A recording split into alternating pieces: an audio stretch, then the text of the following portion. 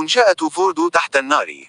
إسرائيل تصعد هجماتها ضد برنامج إيران النووي.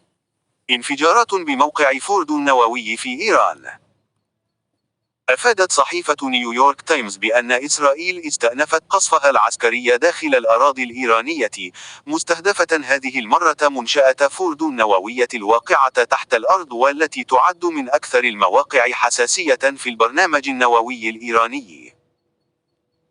وتهدف إسرائيل من خلال هذه العمليات إلى تقويض قدرة إيران النووية ومنعها من إنتاج أي أسلحة نووية مستقبلا، في ظل تصاعد التوتر الإقليمي وتزايد القلق الدولي من طموحات إيران النووية. تشير التقارير إلى أن الهجمات الإسرائيلية باتت أكثر دقة واتساعا، مع تركيز واضح على مواقع تعتبرها تل أبيب مفصلية في مسار تطوير إيران لسلاح نووي محتمل. ويأتي هذا التصعيد بعد أيام من تصريحات مثيرة للرئيس الأمريكي دونالد ترامب، الذي أكد أن إيران تلقت ضربة مدمرة، ملمحا إلى أن الأضرار التي لحقت بالبرنامج النووي الإيراني قد تكون كبيرة لدرجة قد تعيد إيران سنوات إلى الوراء. وأوضح ترامب في تصريحاته لوكالة رويترز أن الوضع الحالي للبرنامج النووي الإيراني غير واضح، مشيرا إلى أن مدى قدرة إيران على مواصلة جهودها النووية ما زال محل شك بعد الضربات الأخيرة. وأضاف أن إسرائيل تستهدف حرمان إيران من أي قدرة نووية، وهو هدف قال ترامب إنه يتوافق مع أمن المنطقة. ويرى مراقبون أن التصعيد الإسرائيلي يعكس إصرارا على منع إيران من تخطي أي خطوط حمراء تتعلق بالتخصيب أو امتلاك مكونات نووية عسكرية. وتعد فوردو من بين المنشآت الأكثر تحصينا في إيران، حيث تقع على عمق كبير تحت الجبال، وتستخدم في تخصيب اليورانيوم، ما يجعلها هدفا بالغ الأهمية في سياق الصراع حول الملف النووي الإيراني.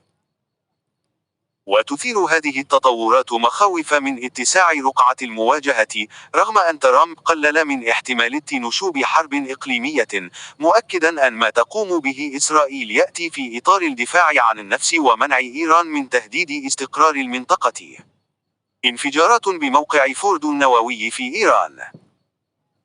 أفادت قناة نور نيوز المقربة من المجلس الأعلى للأمن القومي الإيراني عبر قناتها على تيليجرام بسماع دوي انفجارين قبل لحظات من المنطقة القريبة من موقع فوردو النووي واستهداف نقطتين أرضيتين في منطقة فوردو.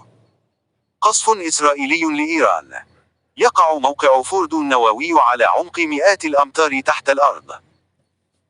وفي وقت سابق من اليوم الجمعة، أفاد شهود عيان لوكالة أسوشيتد بريس الإخبارية الأمريكية أنهم سمعوا دوي انفجارات قوية في أحياء شرق وغرب ووسط العاصمة طهران، بينما سمع صحفي من الوكالة في شمال المدينة دوي انفجار أيضا.